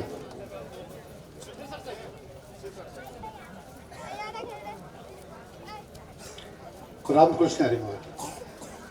बाप कसा असावा महाराजांनी आपल्या पुढे जिवंतपणे उभं केलं. आमचा बाप जे देवाला जमत नाही असं म्हणतात ते आमच्या बापाला जमतं. देव पाहतो याच्या नशिबात आहे का नाही, तर याला आपण श्रीमंत करू असं देव म्हणतात.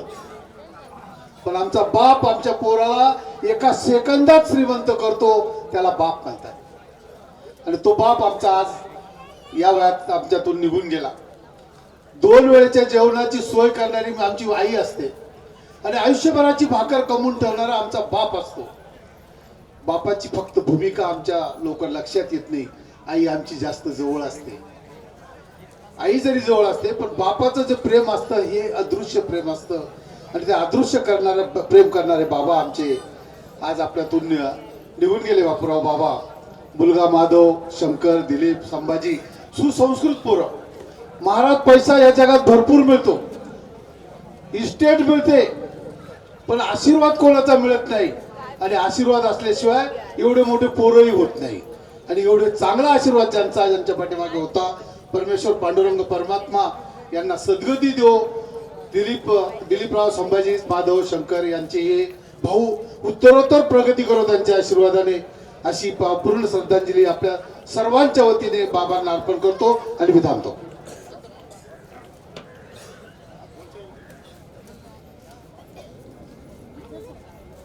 उपस्थित सर्व शोकाकुल बंधू आणि भगिनींनो, आज बापू काका आपल्यातून जाऊन 10 दिवस झाले. या खरात परिवारावर जो दुःखाचा डोंगर या ठिकाणी झालेला आहे, त्या दुःखातून परमेश्वर त्यांना दुःख पेलून देण्याची या ठिकाणी शक्ती देव. तसेच आता आपल्या समोर या ठिकाणी सुनील महाराज पवार आश्विनकर यांचं या ठिकाणी प्रवचन खूप छान पद्धतीने त्यांनी या ठिकाणी साकारलेलं आहे आणि या कुटुंबाला दुःखातून सावरण्याची एक शक्ती देण्याचं त्यांनी एक चांगल्या पद्धतीने प्रयत्न केलेला आहे. तरी सर्व उपस्थितांना या ठिकाणी भावपूर्ण या ठिकाणी काकांना भावपूर्ण या ठिकाणी श्रद्धांजली वाहून मी या खरात परिवाराचा एक सदस्यच आहे. आमचे माधव भाऊ, मोठे बंधू, तसेच दिलीप भाऊ, शंकर भाऊ, तसेच संभाजी, तसेच त्यांच्या 3 बहिणी असा हा सुने नातवंड असा खूप असा भरगच्च परिवार आहे. आणि महाराजांचं मी भाषण आपले शांताराम भाऊ आयरे यांच्या आत्याच्या या दशक्रिया विधीच्या दिवशी ऐकलं. खूप छान असं त्या ठिकाणी प्रवचन बाबांनी त्यावेळेस केलेलं होतं. पुनश्च एकदा मी सर्वांचं या ठिकाणी धन्यवाद देतो आणि भावपूर्ण श्रद्धांजलीचे 2 शब्द संपवतो. यानंतर सुभाषांना. ज्येष्ठ समाजसेवक आपले दागाटे अण्णा हे भावपूर्ण श्रद्धांजली वाहते.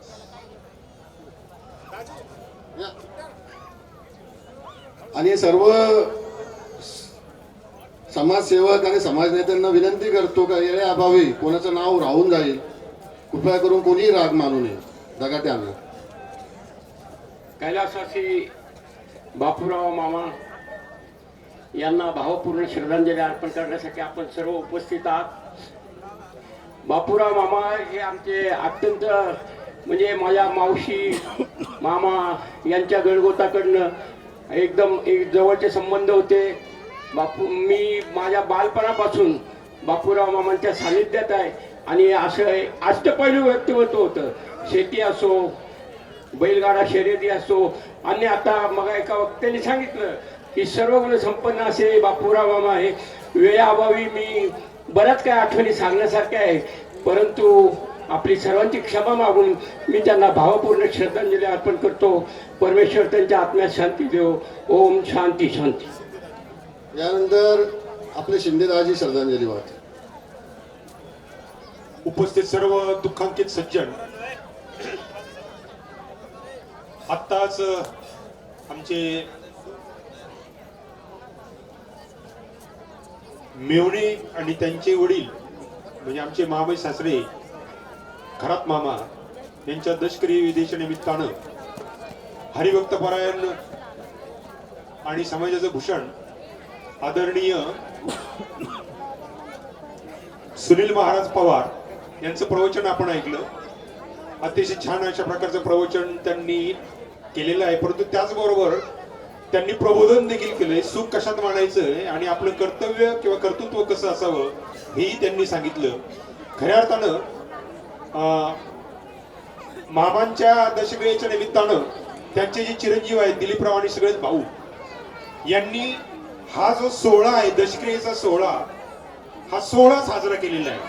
म्हणजे दुःख जरी असलं तरी जन्म आणि मृत्यू अटळ आहे, परंतु त्या मृत्यूच्या मध्ये आपणही आनंद साजरा केला पाहिजे. कारण त्यांच्या वडिलांनी म्हणजेच मामांनी अगदी म्हणजे पंतू पाहिलेले आहेत आणि एवढं भाग्य त्यांना लाभलेलं आहे. याचबरोबर मगाशी जेव्हा उल्लेख झाला की त्यांनी तमाशे बघितलेत किंवा शर्यती पाहिल्यात, परंतु तमाशा ही एक ज्वलंत अशी पद्धतीची कला आहे आणि तिची कदर करणारे मामा होते. या निमित्ताने मी आपल्या सर्वांच्या वतीने माझ्या शिंदे परिवाराच्या वतीनं मामांना अतिशय भावपूर्ण श्रद्धांजली वाहतो आणि थांबतो. जय हिंद, जय महाराष्ट्र. सर्वांना विनंती आहे 2 मिनिटं बसायचं. महिला आपल्या आपल्या जागेवर बसा. सर्वांना 2च मिनिटं बसा. सर्वांनी जागेवर बसा. यानंतर नाशिकचे सभापती आदरणीय कैलास भाऊ वेंगुळे हे आपल्याला श्रद्धांजली वाहतात. दुःखद प्रसंगी उपस्थित सर्व शोकाकुल बंधू भगिनी, आमचे मित्र दिलीप भाऊ खरात यांचे पिताश्री बापूराव खरात यांचं गेल्या 10 दिवसापूर्वी दुःखद निधन झालं. त्यांच्या दशक्रिया विधी निमित्तानं आपण या ठिकाणी सगळे जमलात.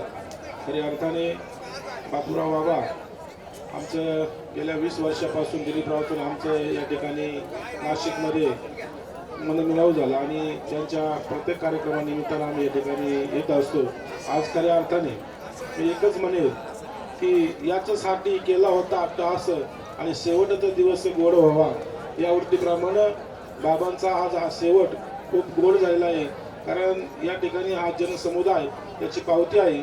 मी पुन्हा एकदा या खरात कुटुंबाला या दुःखातून सावरण्याची भगवान परमात्मा शक्ती देव. माझ्या बिलकुळी परिवाराच्या वतीनं, नाशिक तालुका पंचायत समितीच्या वतीनं त्यांना भावपूर्ण अशी आदरांजली अर्पण करतो आणि थांबतो.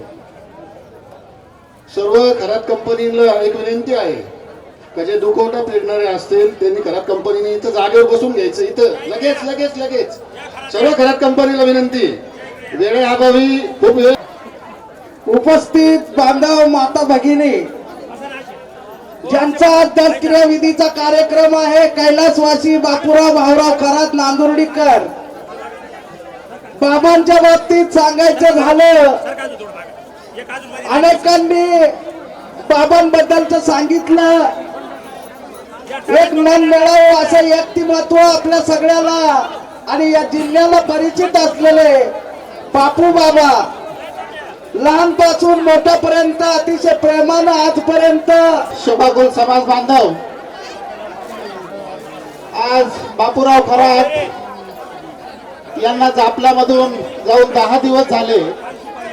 त्यांच्या श्रद्धांजलीच्या निमित्ताने या ठिकाणी उपस्थित असलेले सर्व समाज बांधव, आता संतांनी सांगितलं की मरावी परी कीर्तिरूपी उरावे, तशी काही लोक आपली कीर्ती या जगामध्ये सोडून जात असतात. त्यामध्ये बापूराव खरात हे एक व्यक्तिमत्व आहे.